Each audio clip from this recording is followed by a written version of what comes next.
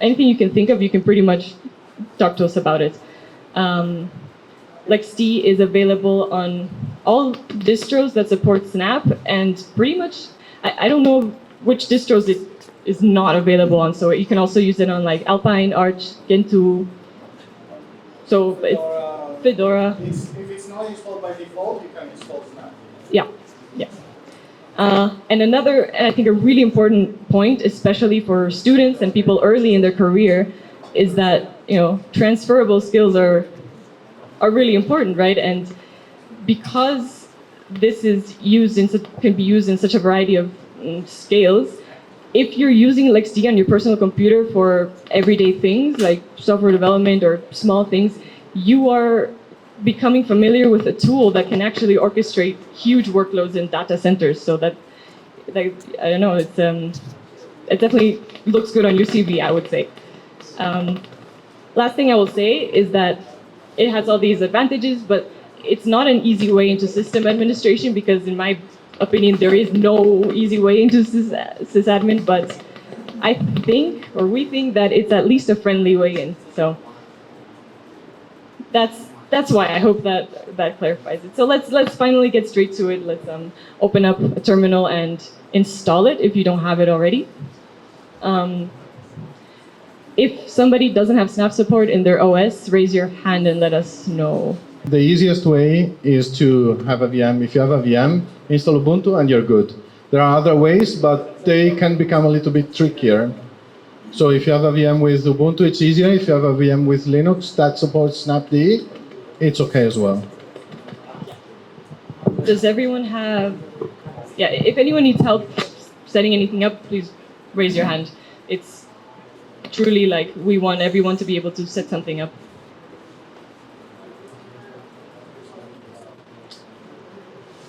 Okay. Okay, so once you've got it, if you type snap info LXD, you can see all the different channels that you have.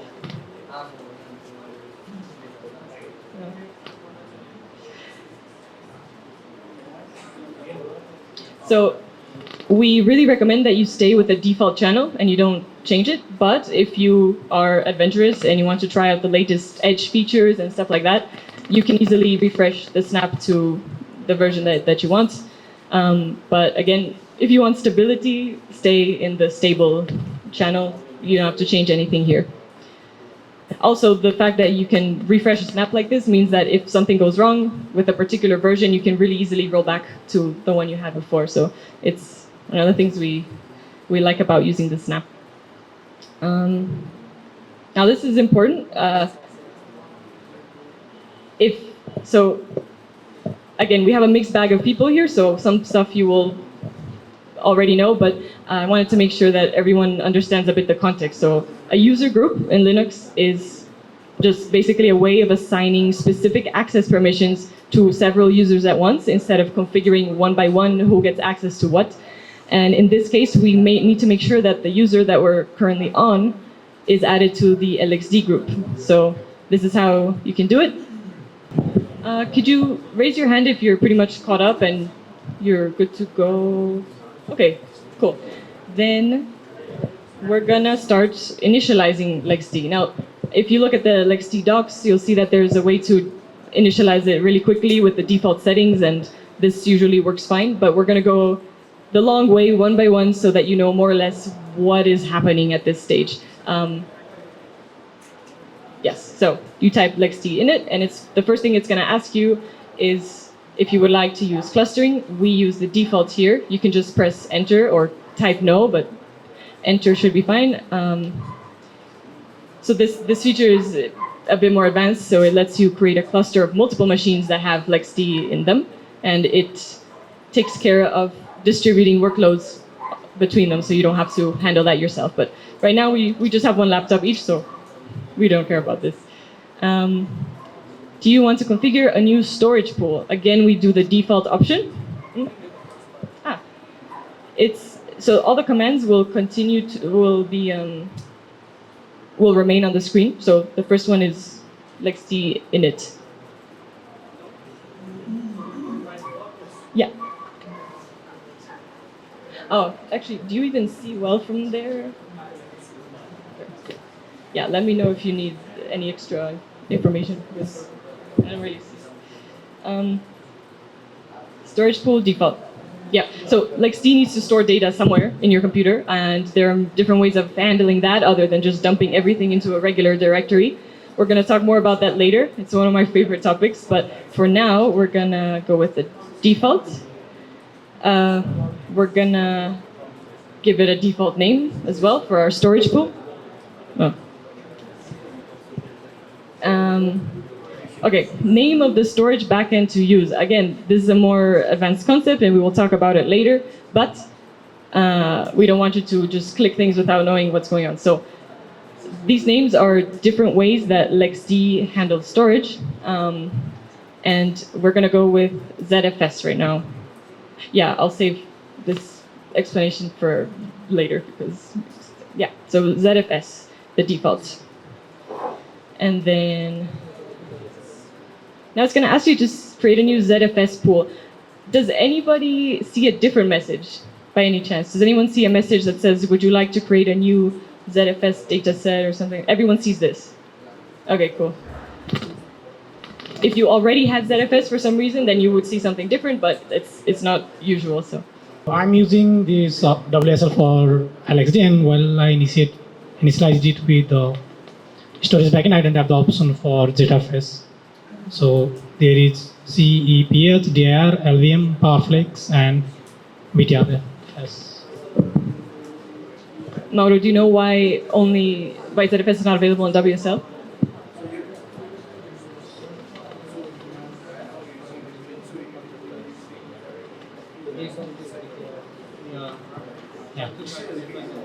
Yeah, it says invalid input. Again, we'll talk more about storage later. If you already know a little bit about ZFS and you know that you don't have it installed and you're wondering how we are creating a ZFS pool if we don't have ZFS, we'll get to that. Yeah. Would you like to use an existing empty block device? Here we're going to go with the default no to, yeah. Size of the new loop device. This is, again, related to storage. LXD is going to create a loopback file for us, something that we'll learn about later. It's just a way of handling storage. And we go again with the default. Most of these will be defaults, but one of them won't be, so you have to pay attention. The next one will be if you would like to connect to a MAS server. MAS is a canonical product. It stands for Metal as a Service. It's basically a data center deployment automation tool to handle really big data centers and a lot of devices. Definitely beyond the scope of this workshop, so we select the default no. And the next is a very important step. So when you use LXD to create VMs and containers, they need a way to connect to a network. They won't have access by default.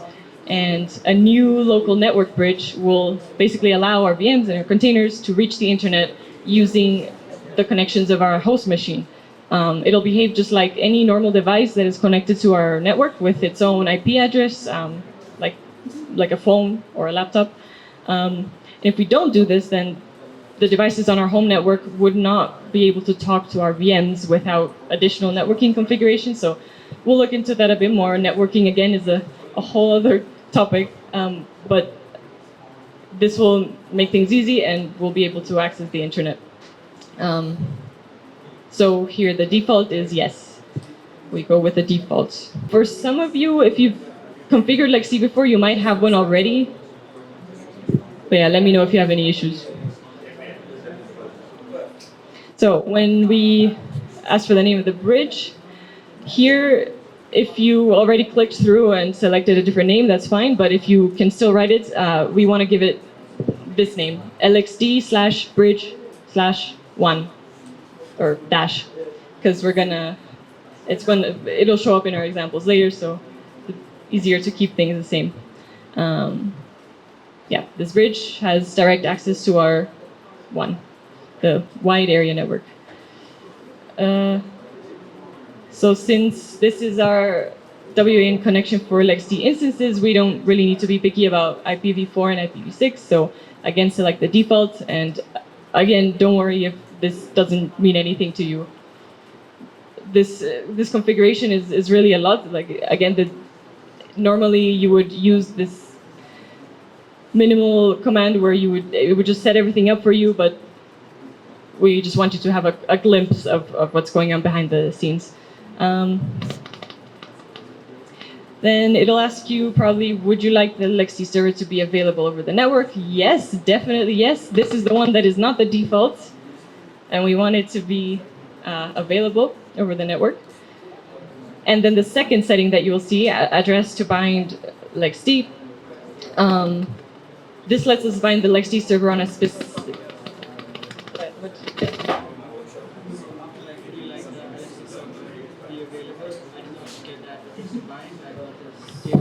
I'll explain for a second here why you want to explain. You can continue. You can continue. Go ahead. Why you want to make LXD server to be available over the network. Don't get confused by the message. This is used, if you say no, the web UI will not work.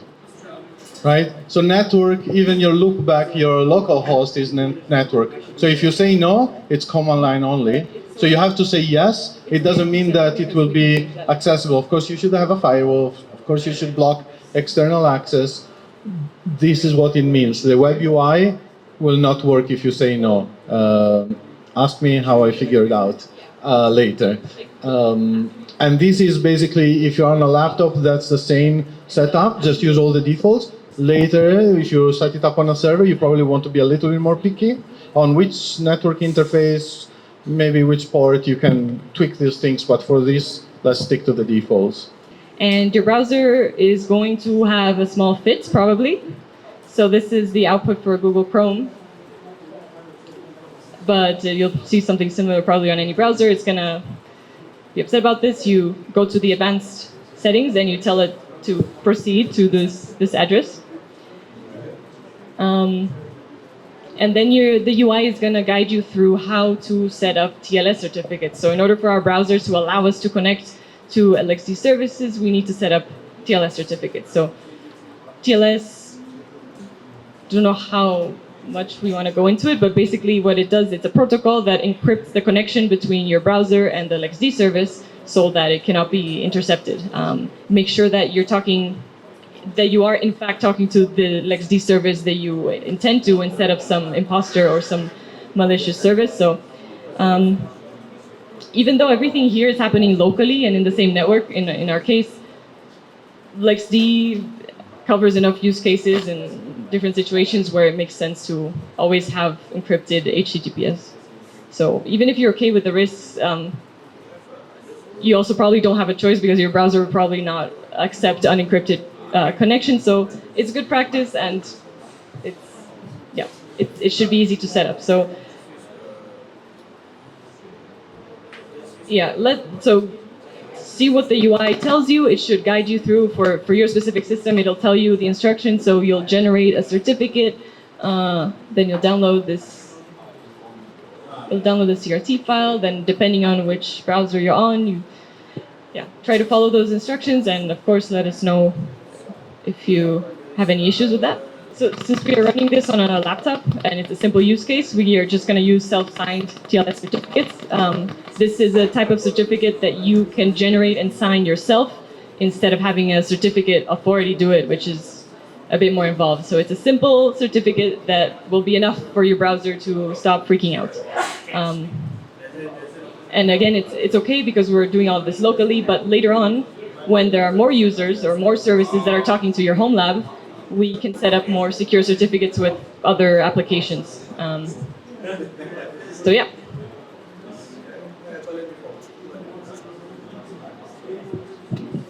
I just want to add something. I saw a couple of people. If you omit the HTTPS : it's not going to work. So you need to manually add HTTPS : and then either type localhost or the IP address. Just make sure that you do it, otherwise your browser will not auto switch.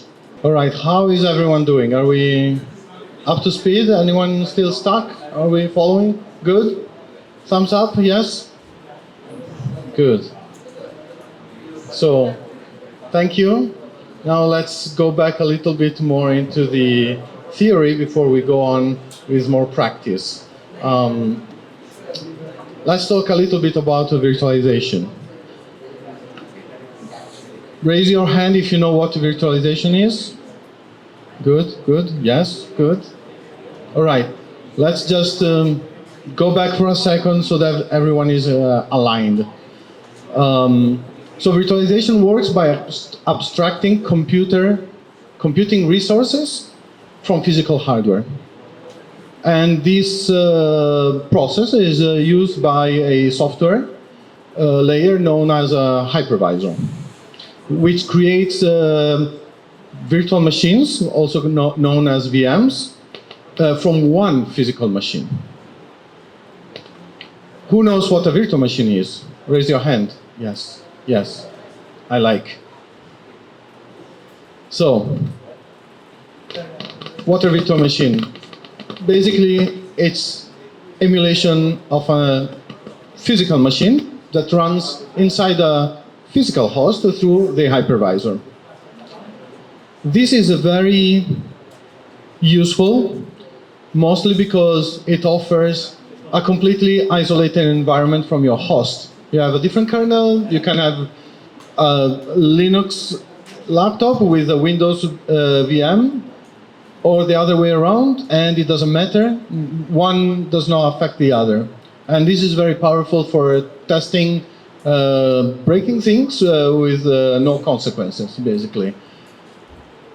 Now, who knows what a system container is? Raise your hand. 1.5? Okay. So a system container is fairly similar to a VM in the way that it's exposed to you. But basically these are operating system, I'm reading here because I don't want to get it wrong, operating system-centric solutions that behaves like a standalone system, but it does not require specialized software or customized images, for example, like in Docker. They are fairly similar to virtual machine, but they have very low overhead. They are much, much, much smaller, and they still maintain easy management like a VM. You can see that there is one last layer here, and you share the host, the kernel of the host. That's the main difference between a VM and a system container. Now, who knows what an application container is? Raise your hand. Okay, good, more. All right, application container, OCI containers, Docker containers are not part of this workshop. They're not part of LXD. They can be, but I think it's still valuable to understand the whole spectrum here, so we know a little bit better what we're talking about. So application containers are standardized artifacts, standardized units of software that bundle an application with all its dependencies, like libraries, configuration files, into a single package. They share the host operating system kernel. They don't require their own OS. They are super, super lightweight, even more lightweight than the system containers. And they're very resource efficient, even more than virtual machine, and even more than LXD containers, so system containers. But they must be built for a specific use. You just can't just run it. Run what? It's pieces of software put together, run by, let's say, for example, like Docker. You need to learn how to build one, otherwise you have nothing, or you need to trust one that is built for you and that you can find in a store that you can trust. And the trust is a big word because you can find a lot of OCI images. Do you trust all of them? I leave the answer to you. Do you have questions for now? No? Okay. So, let's talk about LXD instances. So we talk about virtual machines and about system containers, but what are instances? Raise your hand if you know what a LXD instance is. It's easy. It's very easy. 1. So, yes. The instances in LXD refer to both virtual machines and containers. And if you're asking yourself why, it's common sense. It's a good name to describe LXD artifacts with a common name because there are many commands that are the same for VMs and containers. And LXD want to make your life easier. So if you want to start or restart or stop a VM or a container, why would you have a different command when basically it's the same thing that you're running in the same software? And so you need to start getting familiar with this terminology of the instance. LXD doesn't care too much. It's a LXD instance, and you can do with an instance some things. All right. So, for example, we have a host down there running Ubuntu, and it's using the Linux kernel, and the Linux kernel is shared among most Linux distributions. Now you can spin up a VM, and you can simulate through a hypervisor a different OS. As I mentioned before, you don't care. You can virtualize Windows, you can virtualize BSD, you can virtualize Linux in Linux and go Inception many layers down. And it doesn't matter. You can even virtualize very custom Linux or FreeBSD that use extremely customized kernels, and it doesn't matter. Because the hypervisor helps you to manage that isolation. At the same time, you want something a little bit more lightweight on the same host. Why? Because perhaps, well, if you need to run, I don't know, Fedora, Arch, Debian, you don't need that additional overhead of the hypervisor because you can just use a container for that because it's compatible with all of those. And it's available in the LXD store. The LXD store for containers is not only Ubuntu. You can find, I don't know, Fedora, Arch, Debian, a lot of other distros that you can download through the LXD as containers. And so you can see here that the host is the same. LXD is the same, and it allows you to do fairly different things that traditionally you would have to do one thing with one QEMU and KVM, and another thing with Docker, and they don't talk to each other, and then you need to figure out all this virtual network of this needs to talk with, and it gets very complicated very quickly. And here you have one single place where you manage everything, and LXD can do all of this, and it brings you like this. I'm explaining here just because there are some differences, and we really want to teach you everything here. And I think it's valuable to know the difference between a VM and a system container. So, but Docker is big, right? What about Docker? Why can't I run? Can I run Docker? I want Docker. My company wants me to use Docker. I like LXD, but I want Docker. And you say that it's not part of this. Now, why can't LXD use to deploy an app container? It's a different technology. There are fundamental differences in the tooling. LXD is designed to manage environments like at the operating system level, and it doesn't really deal with like single process app containers.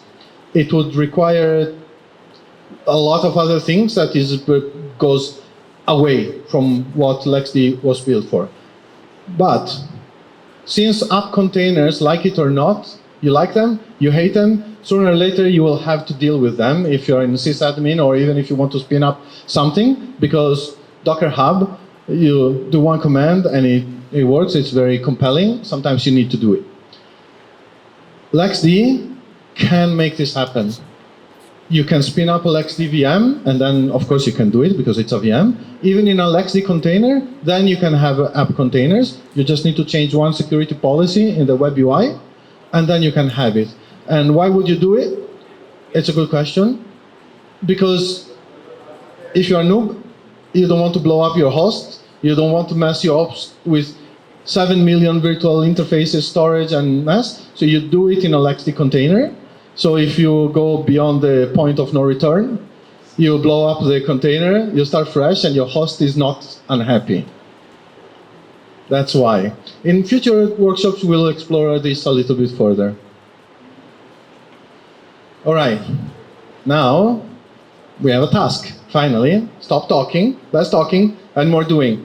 Now, let's do a system container. You have your web UI. You go to the instances. You create a new instance from the web UI. You can select, you can have a look and select the OS that you want. And then there's a bonus task to see if you can find a way how to log in into your newly created instance. So explore, have a look. It's in the instances tab. And this should be.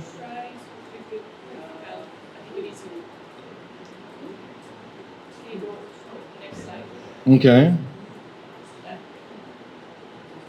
Okay.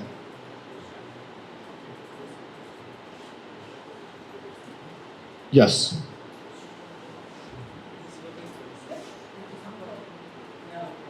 So I'll give you a little bit of time. Feel free to have fun here.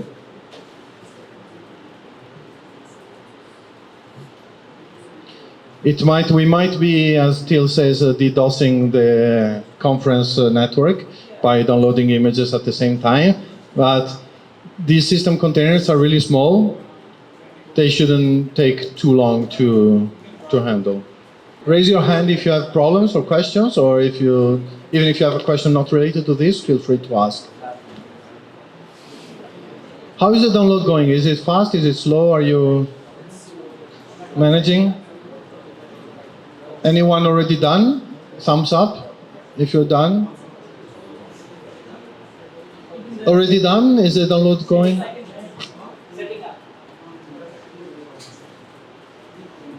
So the bonus task is after you have this container, let's see if you figure out where you'll log in into this new container. So if you're done already, let's go a little bit ahead of the game. One of the next tasks will be to install Ubuntu VM, but we don't want to break the network. The VMs are like 6 gigs. And if you want, I have 3 USB thumb drives with Ubuntu LTS desktop, and you can copy to your laptop because it will get much faster. Everyone ready? Are we still downloading, setting up? Can you thumb up if you're done? Thumbs up if you're done? Thumbs up if you're done? Okay, there's still a few people. Okay, 5 more minutes. We are passing around some USB thumb drives with Ubuntu ISOs because one of the next step is going to be install a VM. It's like 6 gigs, and if you download 6 gigs multiplied by I don't know how many people, network not happy. So if you want, you can just plug the ISO. That's up to you. Oh yeah, there's 2 ISOs inside. You can download one of the 2. Before we spin up a VM, let's talk about profiles. Profiles are something very important in LXD, and it's important to know what they are, what they do. So you can have a look at your web UI. Below instances, you should see profiles. And there should be one that is called default. And that's normal. It's created by LXD when it initializes. So for now, you can click inside the default profile and sneak around, have a look what you find inside it. And this is the overview. You can see that basically it's describing the default profile. It will tell you which networks are connected to this profile. You can see what devices and what is using this profile. So it's just like a quick overview. Good word. And next to the overview, there's another tab that is called configuration, and this is where you have fun. So in here, you can configure the defaults of all your instances that you create using the default profile. So whenever you create a new container, a new virtual machine, it will ask you how much RAM do you want, how much disk do you want, and all the usual, how many virtual cores.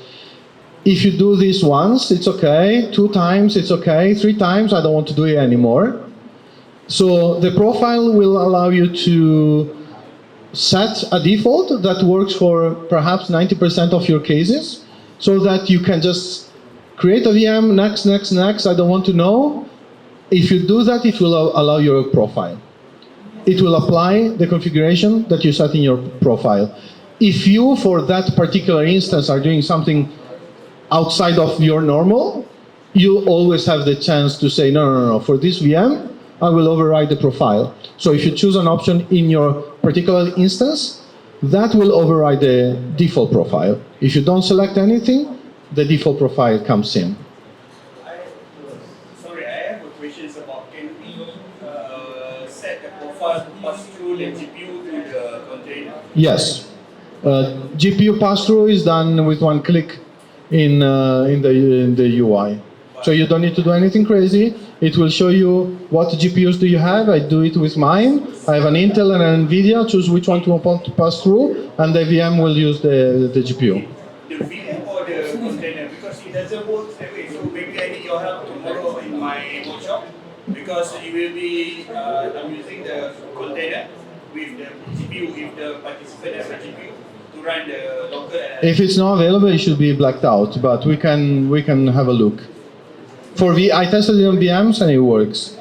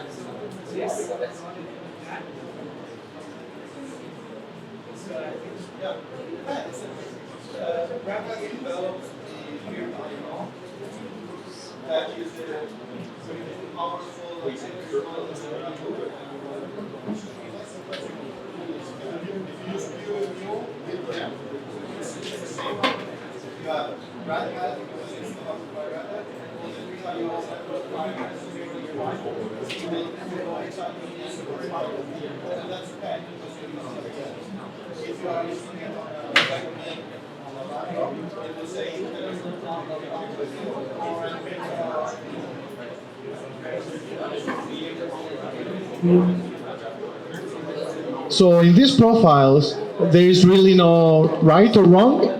This is up to you. You can leave it default, or you can change it as you want. And actually, we will see it later. You can create multiple profiles, multiple projects, apply a different profile to a different set of projects, so that when you scale up and you are doing data center things, you can actually really do things much, much faster at scale. For now, let's stick to one. That's enough for today. So we can have a quick look at what you find inside the profiles. For example, if you look at the devices and you look at the disk configuration, you can see the default that is there. For VMs and system containers, I like to set a limit of storage because, well, fun things can happen. Something can go extremely wrong in your VM, and then you don't want to fill the entire storage. Even if this is an isolated storage pool, it's still not great to fill it up, and then other instances will start having problems. So it's a sane thing to set in your defaults in your profile here, a size limit of, I don't know, depends what your device can afford. 8 gigs, 16 gigs, 32 gigs, 100. It's good to have a limit there.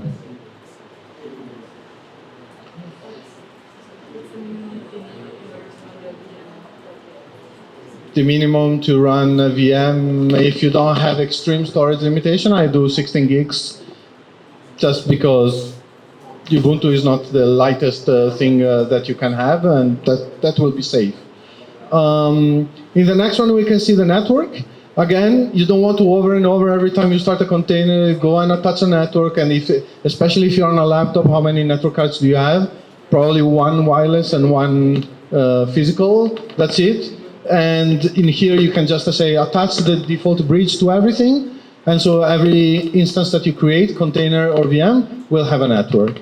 And then you can change it inside it later if you need to make a change, but it will save you time. So there's a bonus item here. You see the name of the LXD bridge-1.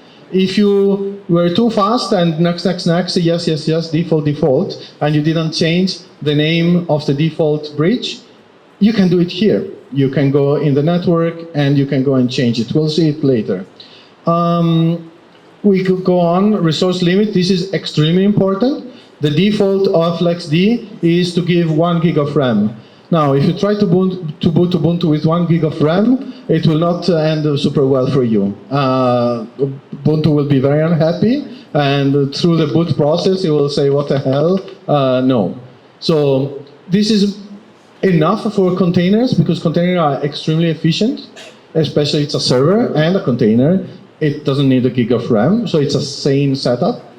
But now that we are going to spin up a VM, go and change it to whatever you can afford. 4 gigs is a decent number.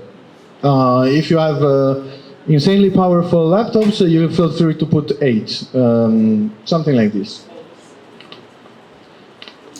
CPU limit, again, you can leave a default, you can change it to whatever you can afford, depending on how many cores you have. So there are many other very useful options here. We don't have time to explore all of them. I just want to highlight a few of them. Security policies, super important for VMs. You might have FreeBSD. FreeBSD does not do secure boot, and your VM will not boot. So you go to secure policy, you disable secure boot, and then it will, your VM will boot if it's not built to support secure boot. Also, CSM, basically you tell your VM to use the legacy BIOS boot instead of UEFI. Again, you might have an image that doesn't support UEFI, or you don't want to use UEFI for whatever floats your boat. You go in the security policy and you enable CSM, and then your VM will boot in BIOS mode. And LXD is compatible with both, so it's pretty flexible. There are other things that are here that are super cool, snapshots. And if you ask yourself, why are you talking of snapshots in a profiles?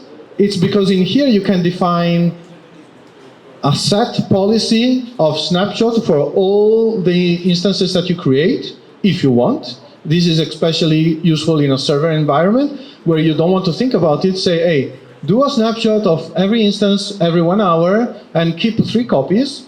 And then if bad things happen, you don't have to say, I forgot the snapshot, because the system is doing it for you. You can set retention policies, and that's pretty useful. Boot is similar. You can set up your boot policies. Do you want to auto boot your instances? What the delay of booting or shutting down between one and the other? This is more for a server. I want to enforce here this thought that LXD is built, first of all, for server use. So if you create your VM, you power on your VM, then you're rushing to another talk, you shut down your laptop, and when you go to another talk, you power on your laptop, LXD will say, something happened, the power on your server went down, this VM was running when you shut it down, so I'm restarting your VMs. And then if you don't know this, you end up with your laptop that, the fans start spinning up, and you say, but I'm not doing anything. It's because LXD is helping you, right? And you can go and change it with your boot policies and this. Or you can just shut down your VM, before you shut down your host, and then LXD will remember this. They'll say, okay, the VM was shut down, you shut it down on purpose, I'm not going to restart it against your will. So, if you have the ISO, if you're there to break and DDoS the premises internet, you can now spin up a virtual machine. You can choose whatever you want. I choose Ubuntu. You can choose the Ubuntu desktop. You can see that in the interface, you can select a type that is a desktop, and then it will offer the available VMs that are desktop. If you don't filter it, it will probably going to suggest your server. So be mindful of that. If you're using the ISO from the thumb drive that we gave you, you need to select a custom ISO instead of opening the store. And when you select custom ISO, it will say, okay, where is this ISO? And then you browse to the ISO, you upload it to LXD, and then you can start your VM with that ISO. So for example, if the LXD store doesn't have, I don't know, Arch Linux desktop VM, well, then I use a wrong example, Fedora desktop. We don't have it, you can just go download your Fedora ISO from the Fedora website, and you can install it as a VM. It's not meant to use only Ubuntu. So you can do custom ISOs. You can even do custom images, which means that if you have backed up and exported a LXD instance, or if you have an image file, .img, .raw, you can also import them, and LXD will think about it, will convert it if needed, it will inject the drivers that are needed to run properly for you. So I'll give you a few moments. Is everything clear? Is the network unhappy, or are we on track?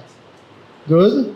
Anyone extremely stuck, or anyone has any question up to now? No? All right. This is something a little bit advanced, but it will not take a long time for you to reach this point and figure things out. If you're spinning up LXD virtual machines in your laptop to do every day whatever you do with VirtualBox kind of things, you expect some sort of performance out of a VM that is like a desktop-like performance. The LXD web UI is meant to be running on servers. It's meant to be running for remote management of servers. So maybe you have, I don't know, a Windows server, sorry, might happen, and Windows server has a GUI, and so you can use the web UI to manage a Windows server, and the performance of the web UI doesn't matter because you log in, you enable RDP, you do 3 things, and then you don't care. If you use it on a daily basis to run real desktop VMs on your host, you will find out very quickly that the web UI has some, lag and vsync when you do something that is at native speed. So what you can do is you can install VirtViewer. This is a command for Ubuntu, but it's available on all distros. And then you can use this LXC Linux container console -- type VGA. And then, okay, -- project default is not needed if you only have one project. But I want to put it here because if you start creating multiple projects, then it will LXD will understand what project you want. So it's good to tell LXD from which project, and then you put the name of the VM. This will spin up a desktop native app which runs the LXD virtual machine. And when you run it here, you already have all the native performance of your GPU, and you can even copy-paste text from your host to the VM. You can take screenshots, you can send, like macros, combination of keys. So if you use it heavily for desktop use, this is what I use. It's very convenient. If you use it 3 minutes here and there to test a VM, you don't need to, but this is very convenient. There are advanced commands that will even say if the VM is not already running, run it first and then open the console. But for here, let's keep things easy. and basic, and you can try it if you have your VM running already. And you will notice if you drag a window left and right on the web UI and on the virtual viewer, you will immediately feel a big difference in the lagginess of that. If you're spinning up servers, that's not probably going to work for you.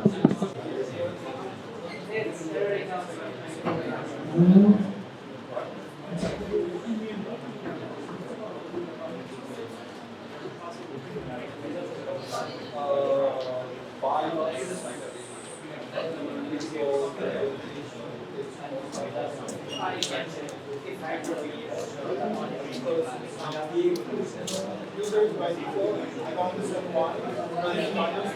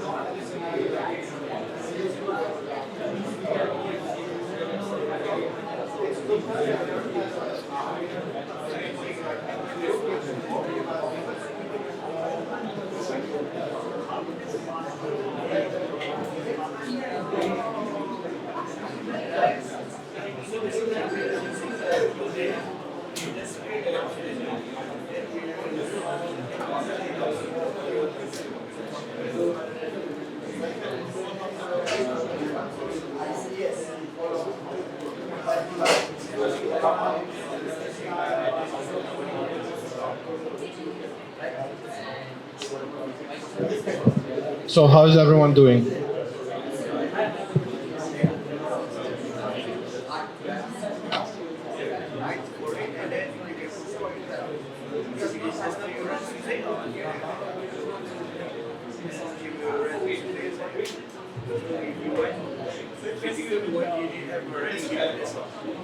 So we're almost done.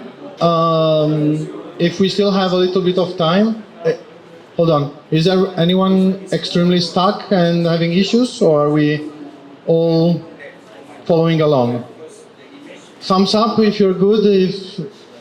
Thumbs up if you're good. Yeah. Okay. So let's have a look at networking. So during the initialization, we did enable a default bridge. That's a very easy trick that we can do so that your VMs and your containers just have a network. However, there's much more than that you can do with LXD. Remember that LXD was created mostly for server use, so the networking options are extremely powerful here. So if you want, you can click on your LXD-bridge-WAN, and you can see some useful information. For example, in the overview page, you can see the connections. So for example, it will tell you which instances are using this bridge. If you go and try to delete this bridge, LXD will say, no. That's not a good idea, because you have instances that are depending on this bridge, and I will not allow you to delete it, because basically you're yanking a network cable out of a server when the server is running. You most likely don't want to do that.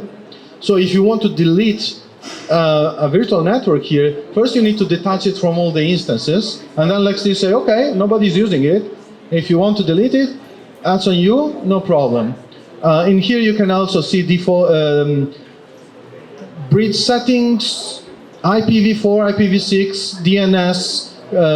You can see a lot of good information here to understand what subnet is my machine in, what is being passed through by this network. So this is quite useful.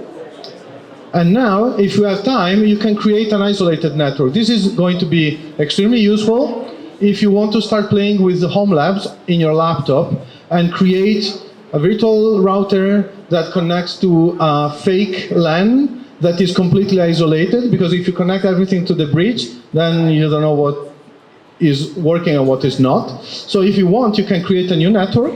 You can press create network. The type should be a bridge. The name should be LXD-bridge-LAN, LAN for local area network.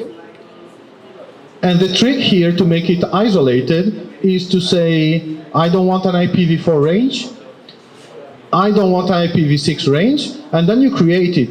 And then basically you are creating this network that is a void. It doesn't do anything. It's like you have a switch. It's basically you power on, you bring a switch into your home lab, and the switch is not connected to anything. It's a dumb switch. It doesn't do IP layer 2, it's layer 2, doesn't do layer 3. It's a box. What does it do? Nothing. If you connect your laptop to a switch that is not connected to a router, well, you know, you're not going very far. If you connect a server and a laptop, the server, then you need to figure out IP. And this is very useful because you can simulate this having a hub or a switch at home. And then from there you can build, for example, what I do is I build a virtual router, a virtual firewall. The virtual firewall will connect to the WAN, and then it will, to the bridge WAN, and it will connect to the bridge LAN, and then all the instances that I create only have the bridge LAN. So if my virtual firewall is not properly configured or not powered on, nothing works on the network. And this is very useful because you can play around. If you have a fairly decent laptop, you can really start playing with networking, storage, servers, firewalls, and all that fun stuff. So here, if you created it, you can see that there should be 2 bridges with those names. If, again, you forgot to rename the network when we initialized and you bypass and you just select default, and this hurting your eyes because the names are not symmetrical, then you can go here and you can rename your initial network to match whatever you want. And you can even put a description so that if multiple people are managing the same server, they understand what you're doing. Isolated network, DMZ, gas network, you can do all you want here. The last one, I promise, is about storage. This is a super important part of any virtualization and container system. So without our permission, LXD cannot access our hard disk or SSD, and therefore you cannot do anything. What do you do with CPU and RAM without disk? Maybe something? Not very much. There are many formats of storage that you can use in LXD. We recommend to use ZFS because it's extremely powerful. You can choose whatever you want. The best 2 ones are ButterFS and ZFS. They have tied in the flags and the commands of the file system into LXD. So when you snapshot, basically you are doing a ButterFS snapshot or a ZFS snapshot. When you export a machine, it will use the powerful features of ButterFS or ZFS to only export the bits that you need extremely fast. If you use LVM is pretty good, but it doesn't have this optimization. If you use dir is the easiest one because it's just a directory on your server. It might be very appealing because you don't need to understand anything, it's just a dir, but it's extremely slow, it's not optimized. If you do a snapshot, it's doing an rsync of the whole thing, and it's going to take forever, and so please don't use it. There's really not much use for this. Yes?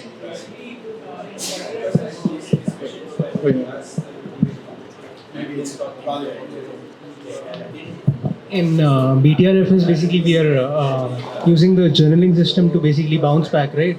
whatever changes that we made, the snapshot is just going to bounce back to the original one. Like basically throughout the newer journal blocks, right? That's it. That's why you're recommending BTRFS? But I recommend it. This is if you use Btrfs, you need to disable journaling, because for VMs you don't want that, even in the normal OS use.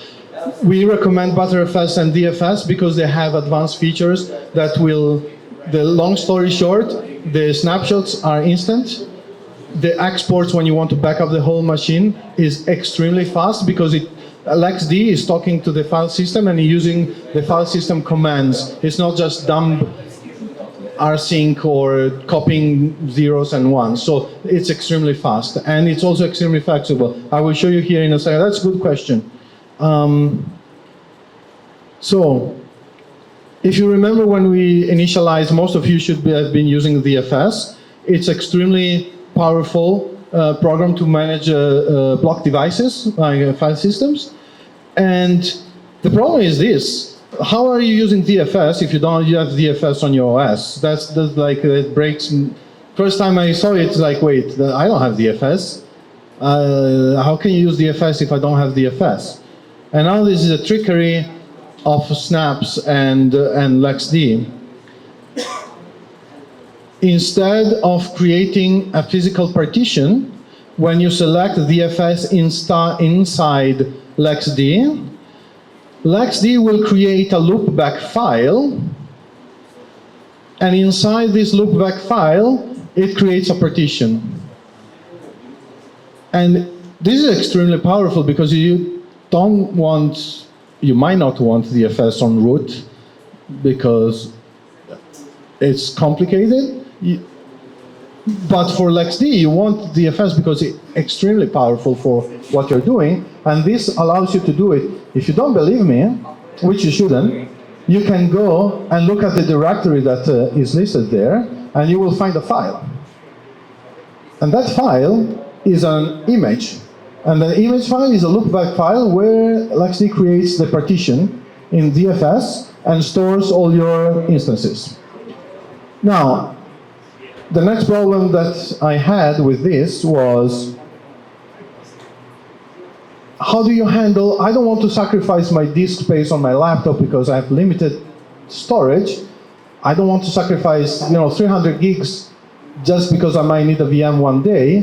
But if you look those commands, you might not have all the software installed, but you can look at it or you can install it. You can see very clearly that the loopback file that I created was 30 gigs, I believe, but it's only using allocated 3.8 gigs. So that loopback file, if you say 300 gigs, it doesn't matter. It's not going to steal 300 gigs from your machine. It's only going to steal whatever your instances are using, which is also very convenient. The only tricky part here is the usual sysadmin advice: please do not overcommit your resources, because sooner or later you're going to suffer. Sure, you can say, if you have a 1 terabyte SSD, you can say 1 terabyte here. LXD say, cool, if that works for you, it works for me. And then you fill stuff from your host and you fill VM, and then it's not going to be super fun experience for you. So don't overcommit. Keep an eye on this. Put a limit that is enough. You can change that limit at any time from the web UI. So you can increase the maximum partition size even if you're not using a real partition, but you're using a loopback file. It's super easy to do. I would say start with something sane, and if you fill it up, 3 seconds, you can expand it. And we can see here, these are the options that I already explained, so we don't need to go through this again. These are the storage options that are available to you if you use a snap of LXD. Here you can see the storage pool. You should all have one. You can see the overview. You can see how much space you're using, how much space is left. And again, here the web UI is very again, you cannot delete this pool because there are instances using this pool. It would be very foolish to delete a hard drive of a server when it's running VMs and containers. So in here, LXD will say no. If you want to delete the storage pool, first you detach all your instances, and then if you're happy, you can delete it. It's a kind of safe note. I have a question. I was wondering what is like the best practice for creating storage pools in general if you're going to be managing a lot of instances. Like, is there any kind of criteria to follow, or can I just have one storage pool and dump everything in there? Like, is there any reason for me to How many days do you have? 5 seconds. If you're running LXD on your laptop for fun or development or testing ISOs, what we describe here is extremely same. Just do one, expanding as you need it, and that's it.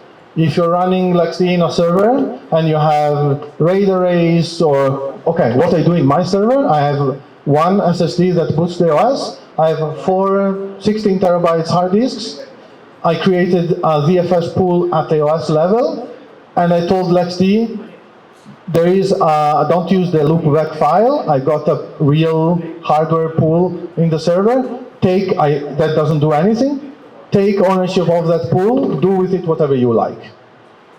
If you're on a server, the combinations are endless, and you should follow the best practice of your sysadmin or your company to make sure that you have redundancy, safety, that you don't overcommit the resources, or you don't overrun the IOPS. Especially if you're running hard disks, they are not very good for running parallel things, so you might fragment RAID arrays or DFS arrays in different disks.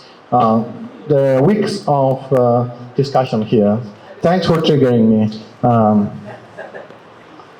So if you look at the default pool here, you can see the size, you can see the description, you can modify the description. And here, in the case of a DFS pool, I hope I didn't make a fool out of myself, you can see the size, and you can even expand it from here.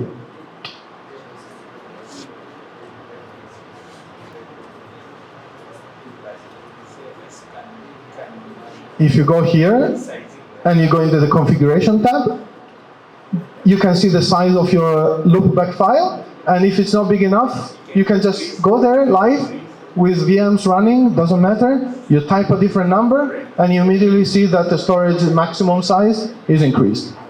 Still without stealing the empty unused space. If you go to the volumes, and you can see here below pools, there are volumes. You can see here all the volumes of all your instances, so your VMs, your containers, the images that you might have uploaded from the ISO, from the thumb drives that we gave you, you upload it to the store of LXD. So it remains there. Next time that you want to use the same VM with the same ISO, you don't need to replug your USB again. You go to the store, it's a volume there, you can use it. You can delete it, you can tweak it, and you can even create volumes by hand. This is advanced, you can do it for multiple things, but this is where things are. And that's it. We're almost done. I just wanted to mention that LXD is made by a group of very passionate people. It's open source. It's an open source project. They encourage collaboration and contributions. So for all your LXD needs, you can head to the website linked on the left, or scan the QR code, and you will find links to information, documentation, tutorials, forums, where you can engage with the community and the developers. The developers are super active here. If you have ideas, questions, problems, they will be very happy to talk to you. On the right, you can see the GitHub. So if there's a bug to report, you can just go there directly, and you can engage with the developers there. I'll leave it here for a second, but it's linked in the slides, and you can access it later. And we already took a lot of questions throughout, but if you have questions, please ask the questions. If you have opinions, you are in open source, so you have opinions. I have opinions, you should have opinions too. So if you have opinions on this workshop, what we should change, how we should do better, what you want to see next, please leave us feedback. And constructive criticism is super welcome here. So that's it. Thank you, Andreia. Thank you, everyone, for joining. And that's it. Have a good day.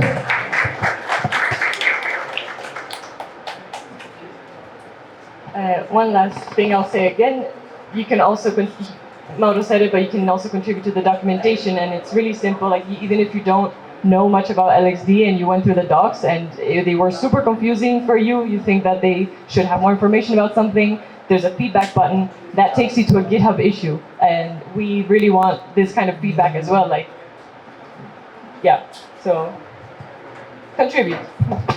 Thank you.